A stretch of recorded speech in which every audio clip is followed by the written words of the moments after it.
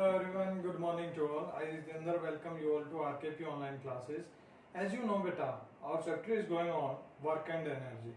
In work and energy, these two words are the basic words that we are using in our daily life again and again. बार बार हम use करते हैं, ठीक है? तो कोई भी हमें कोई भी काम करने को बोलता है, मान लो ये मार्कर यहाँ पे रखा है, कोई बोले कि बेटा इसको यहाँ से उठा के दूसरी जगह पे रखना है, तो मैं क्या करूँगा? मेरा काम क्या होगा? मार्कर को यहाँ से उठाना और दूसरी जगह पे रख देना है, ठीक है? मैं आपको पढ़ा रहा हूँ, ये भी एक काम है, टीचिंग इज अ वर्क, ठीक है, इट्स अ जॉब। तो मैं यहाँ पे लिख रहा हूँ, ठीक है, पढ़ाने के दौरान क्या कर रहा हूँ, मैं यहाँ पे लिख रहा हूँ, वो एक काम कर रहा हूँ, बोल रहा हूँ, वो भी एक काम कर रहा हूँ अकॉर्डिंग टू अस, ठीक है, वो एक काम हो रहा है। आप पढ़ रहे हो वो भी एक काम है, आप लिख रहे हो वो भी एक काम है, आप लर्निंग का कोई काम कर रहे हो वो भी एक काम है, ठीक है। लेकिन फिजिक्स है वो थोड़ी सी डिफरेंट डिफाइन करती है वर्क को, वो कैसे डिफाइन करेगी वो हम इस चैप्टर के अंदर जानेंगे, ठीक है बेटा। तो वर्क से स्टार्ट करते हैं, कहाँ से स्टार्ट करते हैं? वर्क से। अब वर्क की डेफिनेशन जो फिजिक्स ने दी वो क्या दी? फिजिक्स ने ये बोला कि जब कोई फोर्स किसी बॉडी पर अप्लाई होगा तो उस फोर्स की वजह से बॉडी के अंदर जो डिस्प्लेसमेंट आएगी इन the direction of applied force, उसको हम बोलेंगे वर्क, कि वर्क हुआ है वहां पे। अगर वहां पे कुछ डिस्प्लेसमेंट नहीं हुई, क्या नहीं हुई? डिस्प्लेसमेंट नहीं हुई, तो क्या बोलते हैं कि वर्क नहीं हुआ। लेकिन इसके ऊपर भी कुछ कॉन्ट्राडिक्शंस हैं, ठीक है।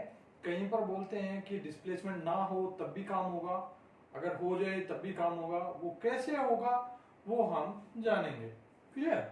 तो करते हैं स्टार्ट। डेफिनेशन हम जब लिखते हैं तो क्या बोलेंगे? Work is said to be done, is said to be done when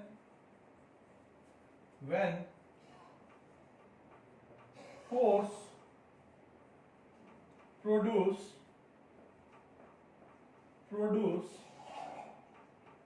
displacement, when force produce displacement in a body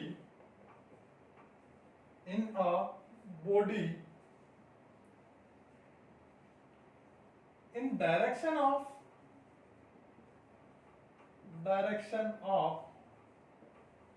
applied force, in direction of applied force, ठीक है। और आपको पता है कि एक कोई भी बॉडी है उस पर एक टाइम में मल्टीपल फोर्सेस काम करते हैं, कर सकते हैं, ठीक है। फॉर एग्जाम्पल मान लो ये हमारा सरफेस है, क्या है? ये हमारा सरफेस है, सरफेस। इस पर कोई एक ऑब्जेक्ट है, ये होगी ऑब्जेक्ट, हमारी कोई भी एक बॉडी होगी ऑब्जेक्ट। इस ऑब्जेक्ट पर हमने एक फोर्स लगाया, यानी कि इसको हमने क्या किया? पुश, क्या कर दिया? इसको पुश, ठीक है। पुश किया किस डायरेक्शन में? उधर किया, ठीक है, उस डायरेक्शन में हमने इसको पुश किया। अब एक फोर्स कहाँ काम करेगा? यहां काम करेगा, इस बॉडी के और सरफेस के बीच में। उस फोर्स को बोलेंगे क्या?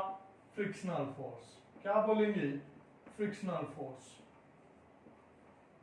और एक फोर्स इस पे काम करेगा डाउनवर्ड, वो क्या होगा हमारा?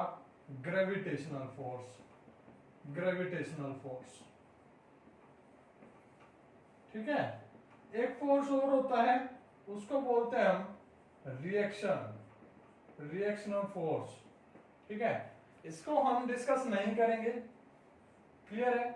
ये 11th क्लास में हम पढ़ेंगे, तो अभी इसको इग्नोर करते हैं। जो हम पढ़ते आए हैं या जो अभी पढ़ रहे हैं, प्रीवियस क्लास में हमने फ्रिक्शनल फोर्स के बारे में पढ़ा था, अब ग्रेविटेशनल फोर्स के बारे में पढ़ा, और पुल पुश के बारे में हम पढ़ते ही आ रहे हैं। लास्ट क्लास में भी पढ़ा था, पहले भी पढ़ चुके हैं और अब भी पढ़ रहे हैं, ठीक है। तो इन तीन फोर्सेस के बारे में हम क्या करते हैं? डिस्कस करते हैं to find out the work, ठीक है, कि वर्क क्या हुआ यहाँ पे।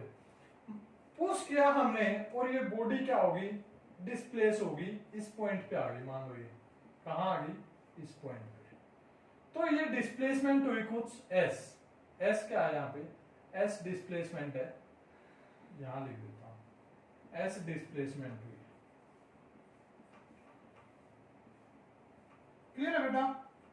अब जब वर्क की बात आती है, किसकी बात आती है, वर्क की, तो वर्क है वो ये तीनों फोर्स वहां पे क्या कर रहे हैं, कुछ ना कुछ काम करवा रहे हैं। क्लियर। अगर आपसे पूछा जाए जो पुश, जो फोर्स अप्लाई हुआ, ठीक है, हमने जो पुश किया उस ऑब्जेक्ट को, उसने कितना वर्क किया, तो वो डिफरेंट होगा। तो पुश के लिए मैं W1 मान लेता हूं कि इसने W1 काम किया। जो ग्रेविटेशनल फोर्स था उसका मान लिया मैंने W2, और जो फ्रिक्शनल फोर्स था वो हो गया मेरा W3। तो जब टोटल काम आपसे पूछ लिया जाए, टोटल वर्क डन, तो टोटल जो वर्क होगा, टोटल वर्क डन वो क्या होगा, वो सम होगा इन सभी वर्क का, यानी कि W1 plus W2 plus W3। अब बात वहीं आके अटकती है कि वर्क है वो हम फाइंड आउट कैसे करेंगे, और वो वर्क कैसे फाइंड आउट करेंगे। मान लो ये कोई ऑब्जेक्ट है, मैं वापस इसी टॉपिक पे आऊंगा बेटा, पहले आपको वर्क फाइंड आउट करना बता रहा हूं, ठीक है। मान लो ये कोई ऑब्जेक्ट है, इसके ऊपर फोर्स लगाया, यहां तो क्या था, इधर से फोर्स लगा था, डाउनवर्ड लगा था, अपवर्ड रिएक्शनल था, और ये फ्रिक्शनल फोर्स बैक साइड में था। फ्रिक्शनल फोर्स क्या होता है, अपोजिट फोर्स होता है, जिस साइड ऑब्जेक्ट मूव करती है उससे अपोजिट, ठीक है। तो मान लो किधर से एक फोर्स लगा, मान लो यहां से इसके ऊपर क्या लग रहा है, एक फोर्स लग रहा है, क्या लग रहा है, फोर्स। और फोर्स कैसी है, वेक्टर क्वांटिटी है। कैसी है, वेक्टर क्वांटिटी। फोर्स लगा यहां से, ठीक है, और इस ऑब्जेक्ट ने जो डिस्प्लेसमेंट शो की वो इधर शो की। डिस्प्लेसमेंट भी एक वेक्टर क्वांटिटी है। अब आप कहोगे कि सर आपने डेफिनेशन लिखी है, अब work is said to be done when force produce displacement in the direction of applied force. जो फोर्स अप्लाई हुआ वो इधर ये है, ठीक है, लेकिन जो डिस्प्लेसमेंट है वो इधर है। तो ये तो बात नहीं बनी, लेकिन बेटा बात बन रही है, क्योंकि इस फोर्स का जो इंपैक्ट है वो यहां पर भी होगा, इस रेंज में भी होगा, ठीक है। तो टोटल जो फोर्स अप्लाई हुआ वो कितना हुआ, तो आप डायरेक्ट ये जान लो कि जो फोर्स अप्लाई हुआ वो हुआ हमारा क्या, F cos थीटा। क्या हुआ, F cos थीटा। थीटा है ये the angle between this vector and this one, means force का जो वेक्टर है, ठीक है, डायरेक्शन ऑफ जो फोर्स है और डिस्प्लेसमेंट जिस डायरेक्शन में हुई, उन दोनों के बीच का जो एंगल है वो हमारा थीटा है। क्या है, थीटा। तो टोटल जो फोर्स है वो लगा मेरा यहाँ पे F cos theta, F cos theta, और ये होगी मेरी क्या, डिस्प्लेसमेंट। क्या होगी, डिस्प्लेसमेंट। तो जो मैथमेटिकल फॉर्मूला है किसका, वर्क डन फाइंड आउट करने का, वर्क को W से रिप्रेजेंट करते हैं, वो है product of force and displacement. क्या है, product of force and displacement. तो फोर्स क्या हो गया यहाँ पे, F cos theta, F cos theta, और ये क्या हो गया मेरा, इनटू क्या हो गया, S। क्या हो गया, S। मल्टीप्लाई कर देता हूं तो ये हो गया S। तो क्या आया, Fs cos theta, Fs cos theta, ठीक है, cos थीटा। तो ये आ गया। अब एंगल वो कितना भी हो सकता है, कितना भी हो सकता है, 0 भी हो सकता है, 90 भी हो सकता है, इन बिटवीन 0 to 90 भी हो सकता है, 90 to 180 हो सकता है, 180 पूरा भी हो सकता है, ठीक है। तो कितना भी हो सकता है, 270 भी हो सकता है। तो वो हम देख लेंगे कि कौन सा फोर्स अप्लाई हो रहा है, किस डायरेक्शन में अप्लाई हो रहा है, और किस डायरेक्शन में ऑब्जेक्ट की डिस्प्लेसमेंट है। तो वापिस अब यहाँ पे आते हैं। देखो मैं जो W1 था वो क्या था, पुश, जो केस 1 है, इसको मान लेता हूं मैं केस 1। केस 1 वो किसके लिए है, पुश के लिए। किसके लिए, पुश। तो क्या था, देखो दोबारा से मैं आपको बता देता हूँ, ये ऑब्जेक्ट थी, पुश किया इधर से, डिस्प्लेसमेंट हुई इधर, यानी कि दोनों क्या है, सेम डायरेक्शन। मींस जो थीटा है वो इस केस में कितना है, 0 डिग्री। क्या हो गया, 0 डिग्री। तो जो W1 आया वो क्या हो गया, फोर्स। फोर्स कौन सा था, पुश। ठीक है, वो हो गया मेरा एफ एस, क्लियर है, एफ एस कोस 0।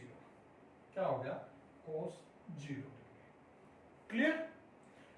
प्लस W2, W2 मान लेता हूं केस 2, यहां लिख देता हूं या इधर ही लिख दूं, केस 2, केस 2, केस 2 मान लेता हूं मैं, किसको, केस 2 माना मैंने फ्रिक्शनल फोर्स को। किसको मान लिया, फ्रिक्शनल फोर्स को, कि केस 2 है वो फ्रिक्शनल फोर्स है जो अपोजिट डायरेक्शन में। मान लो फ्रिक्शनल फोर्स कितना है, इसको F1 से रिप्रेजेंट कर देता हूं, ठीक है, F1 से रिप्रेजेंट कर देता हूं। तो जो केस 2 है, केस 2, तो उसमें फ्रिक्शनल फोर्स मैंने मान लिया। फ्रिक्शनल फोर्स का जो मैग्नीट्यूड है वो है F2। और कैसे आएगी, अगर इसकी इमेज बना के देखूं, ठीक है, तो ये था डिस्प्लेसमेंट हुई इस डायरेक्शन में, लेकिन जो फ्रिक्शनल फोर्स हुआ वो बैक साइड हो गया। ठीक है, यानी कि एंगल कितना आया दोनों के बीच में, 180। थीटा की वैल्यू कितनी आई, 180। तो फ्रिक्शनल फोर्स F2 है वो फ्रिक्शनल फोर्स है F2 cos 180। बेटा ध्यान से समझने की कोशिश करना, ठीक है। जो W3 है वो किसका है, ग्रेविटेशनल फोर्स का। जो केस 3 है, केस 3 वो है ग्रेविटेशनल फोर्स का। उसमें क्या है, ये ऑब्जेक्ट है, डाउनवर्ड हमारा क्या है, ग्रेविटेशनल फोर्स है, और इधर हमारी क्या है, डिस्प्लेसमेंट। एंगल कितना हुआ, 90 का। तो ये क्या हो जाएगा, F3 cos 90, F3 cos 90, ठीक है, F3 cos 90। S रह गया हमारा, डिस्प्लेसमेंट हम लिख देंगे S, ठीक है, कितना हो गया, S। फिर क्या हुआ, अगर मैं वैल्यू देखूं, बेटा देखो ये मेन एंगल है हमारे, 0, 90 और 180। तो कोस की ये वैल्यू हम याद रखेंगे, कोस 0, कोस 0 की वैल्यू होती है 1, कोस 90 की वैल्यू होती है 0, ठीक है, और कोस 180 की वैल्यू होती है -1। क्या होगी, -1 होगी, ठीक है। तो ये यहां से क्या आया, F1s कोस 0, कोस 0 की वैल्यू होगी 1, यानी कि ये आ गया F1s, क्लियर। कोस 0, कोस 0 की वैल्यू 1 और 1 के साथ मल्टीप्लाई हुआ तो F1s आ गया, प्लस F2s, क्या आ गया, F2s कोस 180 यानी कि -1, और ये क्या हो गया, कोस 90 की वैल्यू 0 थी, कोस 90 की वैल्यू 0 है, तो F3s इंटू 0, ठीक है बेटा। तो क्या आया, ये आ गया F1s, ठीक है, प्लस प्लस माइनस की मल्टीप्लाई, माइनस आ जाएगा, क्या आएगा, F2s, और ये हो गया हमारा 0, ठीक है। यानी कि जो रिजल्ट आया, S कॉमन आ गया, F1 minus F2 into S। तो ये आ गया मेरा टोटल वर्क डन। क्या आया, टोटल वर्क डन। इसमें कंफ्यूज होने की जरूरत नहीं है बेटा, इसमें कंफ्यूज होने की जरूरत नहीं है। मान लो अगर आपसे पूछा जाए कि टोटल वर्क डन कितना है, तो ऐसे निकालेंगे। मोस्ट ऑफ केसेस में वो पूछता है कि ग्रेविटेशनल फोर्स के लिए आपका वर्क कितना होगा, तो डायरेक्ट आप क्या करेंगे, ग्रेविटेशनल फोर्स को उठाएंगे, ग्रेविटेशनल फोर्स का मैग्नीट्यूड देखेंगे, वैल्यू पुट करेंगे, एंगल देखेंगे दोनों के बीच का कितना है, और वो वैल्यू पुट करके क्या आ जाएगा, 0 आ जाएगा। फ्रिक्शनल फोर्स का देखना हो, क्या आएगा, ये आ जाएगा, क्या, -F2s आ जाएगा, कोस 180 वो हो गया -1, उसी की वजह से माइनस का साइन आया। अगर हम जो पुल या पुश, जो फोर्स हमने अप्लाई किया उसका देखना हो, तो डायरेक्ट क्या आ जाएगा, F1s, ठीक है। यहां तो ये डिफरेंट फोर्सेस थे इसलिए मैंने F1 F2 ये शो किया है, अदरवाइज डायरेक्ट अगर इस केस में देखूं तो जो वर्क आया वो मेरा क्या आया, Fs cos theta, Fs cos theta, ठीक है बेटा। तो ये था मेरा वर्क का।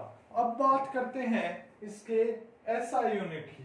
क्या SI यूनिट क्या होगी, वो SI यूनिट मैं यही बता देता हूं, SI यूनिट वो क्या होगी, देखो वर्क की फाइंड आउट करनी है तो फॉर्मूला जो है वो ही देगा हमें एसआई यूनिट।